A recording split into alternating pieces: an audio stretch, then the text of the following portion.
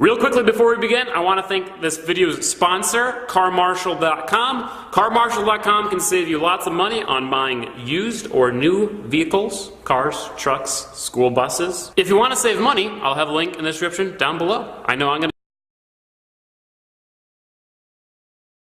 The same military that guns down peaceful women and children is training cops in the U.S.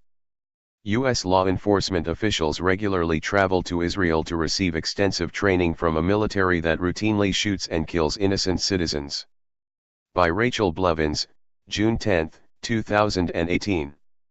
As the death toll near the border in Gaza continues to grow, and Israeli military snipers shoot and kill innocent women and children, journalists, and nurses rendering aid to wounded victims, Americans should consider the influence Israeli forces are having on police in the United States, given the extensive training select law enforcement officials receive during seminars in Israel that have been ongoing for years.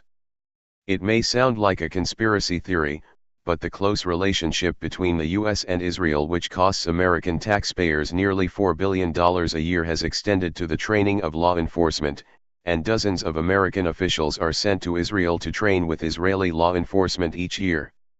In September 2017, the Jerusalem Post reported that 52 American police officers from 12 states made a special trip to Israel to train in counterterrorism techniques and attend an annual 9/11 memorial service outside Jerusalem with the Police Unity Tour, which was established in 1997. During the trip, the delegation of officers was based at the Beit Shemesh Police Academy, where they participated in counterterrorism drills and received training from Israeli military and police before they concluded on September 11 with a 9/11 memorial service. Police spokesman Mickey Rosenfeld told the Post that he believes the ongoing security threats in Israel present the perfect situation for officers from around the world to receive training that will shape the way they view their jobs at home. In terms of counterterrorism tactics that have been used and implemented at numerous scenes across the country, where unfortunately terrorist attacks have taken place, the Israeli police have used those tactics to minimize injuries, as well as find rapid solutions, Rosenfeld said. The National Counterterrorism Seminar included training on topics such as leadership in a time of terror and balancing the fight against crime and terrorism. More than 200 law enforcement executives from over 100 departments in the United States, including immigration officials and campus police, have participated in the program since it launched in 2004, according to a report from The Intercept. In the aftermath of 9/11, Israel seized on its decades-long experience as an occupying force to brand itself as a world leader in counterterrorism. U.S. law enforcement agencies took the Jewish state upon its expertise by participating in exchange programs sponsored by an array of pro-Israel groups, Florida's incarceration, like the American Israel Public Affairs Committee, the Jewish Institute for National Security Affairs, and the Anti-Defamation League.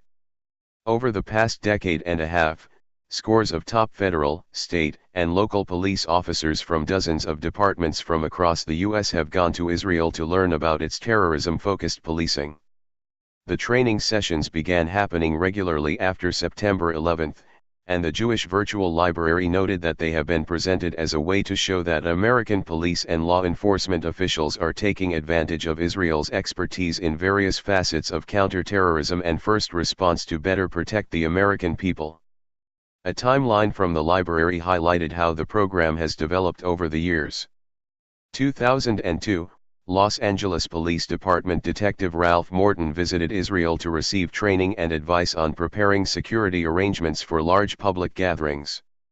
2003 to 33 senior U.S. law enforcement officials from cities including Washington, Chicago, Boston, and Philadelphia traveled to Israel to attend a meeting on law enforcement in the era of global terror. 2003, the U.S. Department of Homeland Security established a Special Office of International Affairs to institutionalize the relationship between Israeli and American security officials. 2011, a delegation of American police commanders, security experts, and FBI agents traveled to Israel for a joint training seminar with Israeli counterterrorism officials, sponsored by the Anti-Defamation League. 2012, the New York Police Department opened an Israeli branch at the Sharon District Police Headquarters in the Israeli coastal city of Kfar Saba.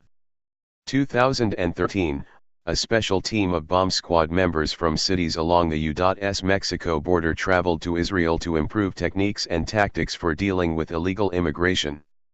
When David Grosso, a city council member in Washington, D.C., learned that D.C. Metropolitan Police Commander Morgan Cain was a member of the 2017 trip, he wrote a letter to the department's chief of police arguing that no matter where the training was taking place, the last thing the U.S. needs is more militarization among local police when what is actually needed is a community-based approach.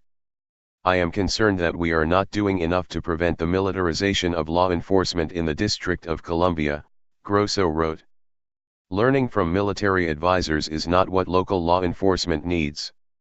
Given the fact that police in the United States already have easy access to military equipment, in fact, a police department with only 8 officers obtained $3 million worth of military vehicles, weapons, and equipment. The idea that departments are receiving extensive military training should raise major red flags.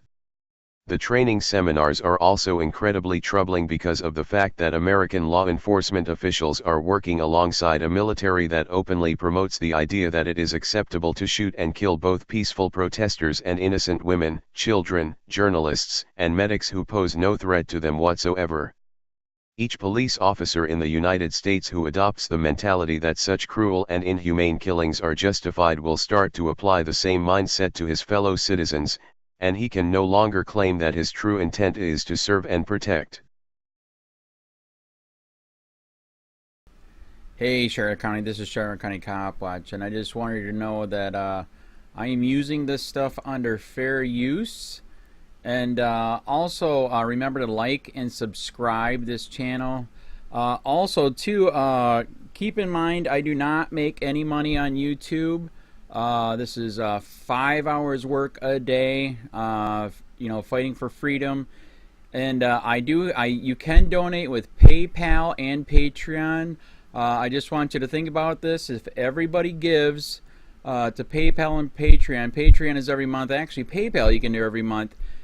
I have 12,000 subscribers. If everybody gives, I can quit my regular job and go full-time investigations on Charlotte County and possibly even more and beyond. So just keep that in mind. If everybody helps out, I can go full-time doing this. Thanks.